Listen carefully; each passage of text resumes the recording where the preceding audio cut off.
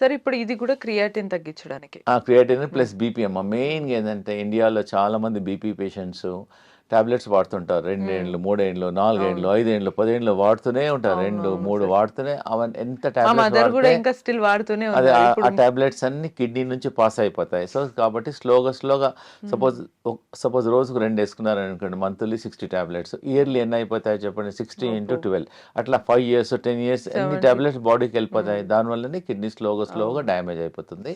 ఇది ఏందంటే అమ్మా ఇది బీపీ గురించి మేము చాలా పేషెంట్స్‌కి ట్రై చేసాము ఇది. హ్మ్. జస్ట్ ప్రతి ఒక్కరికి తెలుసు ఇది కరేపాకు అంటారు. కరిపత్తా. అవునవును. జస్ట్ ఒక బంచ్ కరివేపాకు ఒక గ్లాస్ నీళ్ళలో ఏసి బాగా మసలబెట్టేసి హ్మ్.